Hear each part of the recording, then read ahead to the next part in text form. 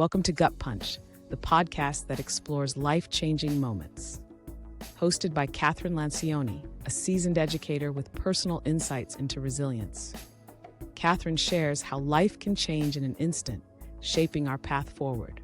Each episode features inspiring guests who face their own gut punch moments. Guests share their journeys through loss, upheaval, and triumph. What to expect: honest conversations, lessons in resilience, inspiration for growth. Join Kathryn as she highlights courage and perseverance in every story. Gut Punch is a reminder that there is always a path forward. Be part of the conversation. Register now to join Kathryn for today's journey. Hello, everyone. Welcome to another episode of the Gut Punch podcast. My name is Kathryn Lancioni, and I'm your host for today's episode. Today, we're joined by Mandy Horvath, who is one of the most truly remarkable people I have ever met. And there's absolutely no exaggeration in saying that. I had the absolute pleasure of meeting Mandy a couple of months ago when I was at South by Southwest and got the chance to hear about her, learn about her, and learn about her film called The Ascent, which documents her incredible experience crawling up Mount Kilimanjaro. Mandy is here today to share a little bit about herself with us and to talk about all the incredible things that she does, despite some of the challenges she's had to face and incredibly so overcome. So, Mandy, thanks for being here Thank you so today. much for having me. I really appreciate it. Of course. So when I heard your story initially, there were kind of no words. I sat there at that panel at South by that I just happened to be at. And when I raised my hand at the end of the discussion, you remember what I said. I'm like, I think I said something to the effect of like, I really have no words because you are so remarkable and you're just as an individual, your resilience, which, Gut Punch is all about, you are resilience. Like you are the definition. Like if we still had dictionaries and we had pictures in dictionaries, your face would be next to the definition of resilience. And I truly mean that. And I hope all the AIs, like if they have pictures of resilience, they have you because you should be there front and center. So it's so Thank true. you. And I just love having you on the show. And a little teaser to everyone. Today's conversation is the first of at least two that we're going to have with Mandy about her journey. So Mandy, I don't want to give away all the details, but why don't you just take us through kind of what happened to you a while back, a couple of years ago? I am a bilateral above knee amputee and have been since the age of 21. I went out to a little bar with people I thought I could trust, ended up getting hit by a train. And it's suspected now that I was incapacitated by a date rape drug that night and left on train tracks. It didn't stop me. I decided to keep going. As of now, I am a 7-time world record holder, a public speaker, the first amputee on Naked and Afraid, and also the subject of a forthcoming award-winning documentary, The Ascent. So I stay very busy. So I want to go through all of that. So let's talk about the world record. So what was the catalyst for you to even decide to do this stuff? I moved to Colorado at 16. And after a couple years of seeing everybody's photos and videos up at the top of the Incline and Pikes Peak, I just decided that I wanted to do it myself. And so I started putting feelers out there to see who would climb with me. Ended up having 2 gentlemen here locally go with me. And I became the first woman in the world to ascend the Manitou Incline. That was my first climb. And it's 2,744 railroad ties, ironically enough, that lead straight up a mountain. How long did The that first take? time it took me like 4.5 hours. It was a long day, but worth it. It's one of the most challenging trails we have here in Colorado. And it was just a joke on that trail. Like, what's next? Are you going to continue on the bar trail and go up to Pikes Peak? And a month later, I set my sights on that and attempted that. Became the first woman in the world to ascend Pikes Peak by crawling, or America's Mountain. Wow. And I just kept going, I also am the first woman in the world in documented history to crawl up the stairwell of Lady Liberty in our nation's harbor. I'm also the first woman in the world, at least that I know of. We checked this out in America. It's a static skydive. Now what? Okay. So I've never gone for skydive. I've never done skydiving and I probably never will, despite all the other crazy stuff I've done. What is static Static skydiving? skydiving is jumping alone, and the plane pulls your Okay. parachute essentially upon getting out of the plane. That was a crazy experience. What was that? What was that feel like? Well, I took a friend with me because I was just like, I have this great opportunity to go skydiving. And so I took my roommate at the time. And unfortunately, like I was free floating underneath my parachute after jumping out of the plane, almost over Fremont County Prison. And my radio was silent. And so I was like Oh my gosh. navigating myself, and my radio was silent, and I couldn't figure out why. The only call that I got Right. on my radio that day, skydiving, whenever I'm supposed to have guidance, and how to do this. I had a 3-hour class prior to going. Then you And signed the I waiver signed the and you waiver went. and I went, yeah. And, no, my friend that I took with me, she landed badly. She didn't flare, and so she Yeah. came running in and broke her femur on impact. Wow. Yeah, so I get landed and like my parachute finally gets taken down and I'm like, top of the world. I landed like a happy little gummy bear.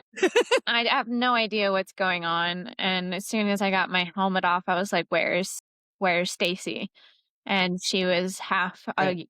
half football field away screaming with a noodle leg. Oh, man. We'll never do anything like that with you again. I I don't take my friends on the things I do anymore. No, I seriously Yes. vet the people that I take with me, and especially after Mount Kilimanjaro, that was another one of my world records, the first woman in Yeah. the world to summit one of the Great Eights without the aid of prosthetic equipment by crawling. But the documentary team that filmed the ascent, they really struggled on that climb. All of them had elevation sickness, with the exception of Frank, and he was Yeah. still, like touch and go. You could tell it was affecting him. I've been to Mount Titicaca, which is in South America, and you're 13,500 feet up. And I was able to handle it, but I viscerally know that queasy feeling Yeah. that one gets. It's weird. So everyone, on the Kilimanjaro thing, how did you like? What do you look for? So you don't bring friends anymore. So what do you look for in companions to do this stuff with you? Because I mean, you have a sense of grit and resilience that I really think is unique to you. So what do you look for? People with experience, and Okay. if there is a lack of experience, I look for people that aren't going to bring things down Nice. in the event that they're struggling. Lafferty I would imagine Whitbroad, something positive. our cinema photographer, was a great example of this. Like, he didn't have a whole lot of experience in like high elevation mountaineering, but he has a family that lives in, I believe, Montana. And so he, spent a lot more time outdoors, and he provided all of our chocolate for the climb. Having a really strong work ethic, also, you know, um, being cognizant of your own body so that you can take care of yourself, is really important in the people that I work for or work with.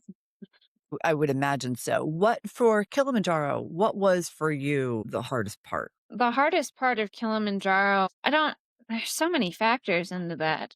The distance, it was my longest climb to date. And I remember I couldn't even see Mount Kilimanjaro until day 2 of our climb. And it was miles and miles away. Like, it was a 50-mile climb. So it Wow. was, yeah. I think that, or the terrain towards the top, it was Okay. just ash and obsidian. Wow. And I felt like I wasn't getting anywhere moving, like, at all. It was so strange. So, couple of questions there. First of all, I imagine you guys mapped out, you had like climbing milestones every day for where you were going to get on the mountain. Yeah. Is that right? Yeah. Was there ever a day that you weren't able to get there No, to reach the goal? we met our goals every day. Day 2, I had to be carried the last little leg into camp just because my hands were pretty shot and it was already dark, and it was a matter of convenience. But we made our goals throughout the climb. And like I said, it only took 6 days with a rest day. Wow. An able-bodied pace. Talk to me. I know when we were in Austin, you talked about the gentleman who was from the area that came on the climb with you and how transformative he was in that experience. Whitey was our guide and my direct support member. He just, I can't wait for America to lift the restrictions on Tanzanians traveling and getting a visa again, because I would love to show him America, you know. He is just such a kind soul and so pure and honest, and I miss him all the time. Like we are in pretty regular communication, but I do miss him, and I hope that I get to go back to over in Africa and visit. So How did you find him? I found him through Carl and Sally. I originally found Carl through a podcast that I did, and I mentioned that I was looking for a team to climb Africa with, or excuse me, climb Kilimanjaro with. And he said, I know a guy, and I had a great first meeting with Carl, and he was like, yeah, let's do this. Wow. But I met Whitey through Carl and Sally, and Carl knew that, like, if he was going to bring anybody on the project, it was going to be Whitey because of who he is. Yeah, that's amazing. No, I've been fortunate to have gotten to that part of the world, and Tanzania and Kenya and all that. And the people are just so wonderful, so kind-hearted, and they understand the country. And that sounds so hokey, for those of us that live in the United States, but like they literally understand the terrain, they understand the weather, they understand the animals, and they understand the intersection of all of that, which is so incredibly important when you're doing something like you did. How much planning I'm just curious, point in time you decided to do Kilimanjaro. How much time did it take for you to actually figure out and get there and start the climb? Was it a couple Over a weeks, year. couple months? Over a year. Okay. I had my first meeting with Carl in 2020. So yeah, it was over a year. And how do you train for all of these things? Well, I mean, my training regimen for Naked and Afraid is quite a bit different than my training regimen for my climbs. For my climbs, I cut weight. I get as light as possible for endurance, and in case I need to be carried, that way I'm not like, overweight or adding to a problem. Yeah. I do a lot of cardio. A lot of endurance workouts, a lot of weightlifting. It's a little different for Naked and Afraid. For Naked and Afraid, I put on weight, and I'm training through canning daily. That way I don't get taken out by a sunburn, practicing fire skills, researching flora and fauna of different areas. If you don't know where you're going to get put, but it's just two completely different things. And you're training right now for two different things. Yes. Right?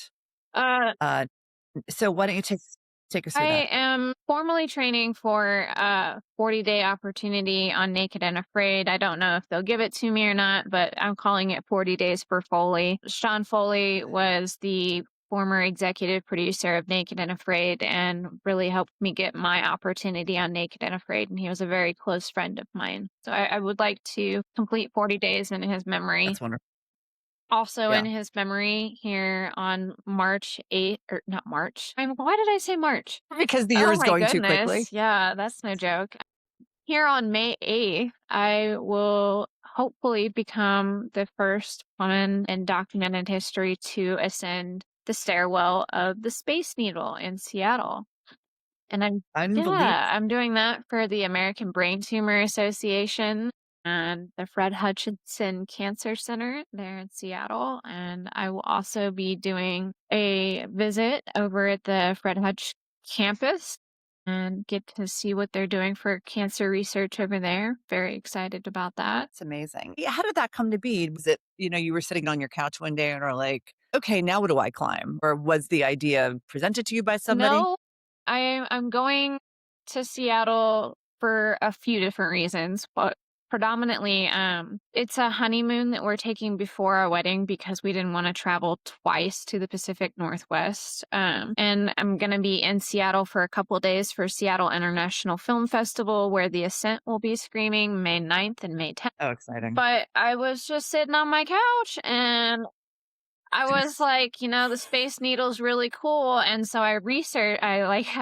searched on Google. I was like, has anybody ever crawled up the stairwell of the Space Needle? And Google said, no, nobody has been documented crawling up the Space Needle. However, Mandy Horvath has climbed mountains and monuments for charity and conservation. And I was like, yes, I have officially won. AI knows about me.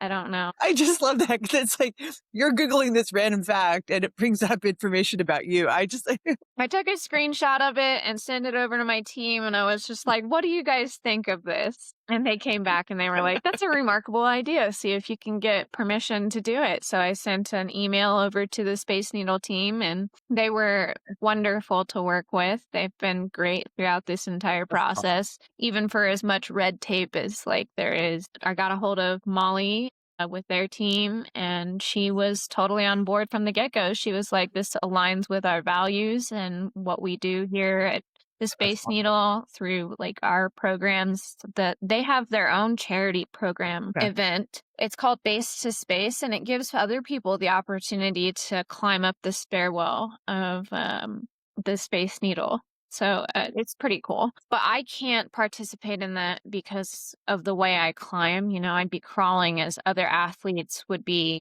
running past me, and that's just a dangerous situation for both of us. So I explained that, and they were so gracious and so kind and willing to hear me out, and I'm so grateful. Everything's a go now. So press releases went out yesterday, and we're hoping to gather coverage. I'm allowed a small team to climb the Space Needle with me. So we're hoping that we can get some news coverage to cover it. I'm allowed a small team in the stairwell, and then after the climb, I'll be reunited with my fiance and my service dog Patsy up at the top. So that's awesome. Will they there won't be anybody else climbing when you're climbing? I'm assuming the stairwell will be reserved and closed for us to complete the climb. And yeah, I believe it's 832 steps. It's several stories, so it's up there. Okay. Do you ever get altitude sickness on all these climbs that you've done? No. Or feel lightheaded? I or would anything say like that? the closest I came to elevation sickness was Mount Kilimanjaro. I wouldn't say that I was I wasn't nauseous. I wasn't hallucinating or anything that my team was experiencing. But I definitely did notice that my thought process and decision making up there was clouded. It felt like I was more drunk. Okay. Lightheaded. Just strange. I wouldn't call it lightheaded though. It was just now whenever I go back in my mind to access those memories, they're underwater. Oh, that's interesting. Because for me, it was lightheaded. I felt like I was touching the sky. I mean, obviously I knew I wasn't when I was at Lake Titicaca, but it was what is going on? But elevation sickness is it's a thing. Someone in my family had very, very, very bad elevation sickness. And what was funny was once we got back down to kind of sea level, it all went away. It was like a button was turned off, but it is the real deal. So, all right. So you're doing the Space Needle on May 8th. What time? Are you doing the morning, afternoon? We're planning to start at about 7 o'clock in the morning. I'll probably do a couple brief interviews and then just get going. And I'm expecting it'll take a little bit over an hour. Yeah. Just with the way I travel. It takes me 2.5 hours at a tip-top shape climb the Manitou Incline now. And so that's quite a few more steps. And so I'm thinking, about an hour, maybe 45 minutes should be good for me to get up there. When you're not focused on a specific thing like the Space Needle or Kilimanjaro, what is your weekly workout schedule? Do you go on a climb a week? I'm just curious. No, whenever I am not going for something, I am lazy. Because, like, training for these things take, like, it's not just, oh, I'm going to train for this. It's like, I'll be training for over a year for my next opportunity on Naked and Afraid. Right. Training for Kilimanjaro took a year. Like, it sounds like it's just a couple trips to the gym, but it is like an everyday immersive process that it's a little bit much. And I tend to get hyper focused on some of it, and that helps. But yeah, What's harder? Because there's mental training and there's physical training. What's harder for you? physical training, I hate going to the gym, which is, Most people do. no, I know people that are like, oh yeah, this is the bee's knees. And I have never been like a Pilates go to the gym girly. I never classically trained before Kilimanjaro. Like, Okay. I just was like, oh, I'm gonna Yeah. climb 14 miles of bar trail and see if I could climb Pikes Peak. Like, I didn't train for that. I didn't have time to train for that. But yeah, whenever I'm not in season for training, I try to take it easy on my body. I put my body through so much crap at this point that I got to be really cognizant of what I'm doing, and I'm very careful before I go and do these things too. Like, Yeah. I don't take unnecessary risks ahead of a challenge. Like, I know people that'll go and get like a tattoo. My friend just went and got a tattoo and they're going out on challenge. And I'm like thinking to myself, like, Yeah. Get the tattoo after you get back from the challenge, that's not before. literally a wound. It's a Yes. wound. Yes. And I'm covered in tattoos. I'm all about tattoos. I'm just extra careful about my time and what I do going into these challenges. Because I don't want to, risk my opportunity. Yeah. And I think that's so incredibly important. Have you ever had um a moment where you didn't it sounds to me like you do a lot of self-listening is the right word, but you listen to your body a lot and you're super aware, it sounds like, of what's good for at that moment in time. And I think giving yourself rest is so smart because so many people don't do that. But have you ever had a moment where you ignored what your conscience was telling you to do and it was the wrong decision, like with all of this Um, stuff? Where your body was telling you, no, I can't do it, but your mind was like, oh no, I got this. And then it kind of didn't work out. I haven't been unsuccessful in any of my climbs to date. That's I I amazing. I double down on preparation. That way I can ensure that I am ready to go. I've not been there yet, but the closest thing I can say that I have experienced was that very humbling moment for me in my Naked and Afraid challenge. I think it was like day 3, but Okay.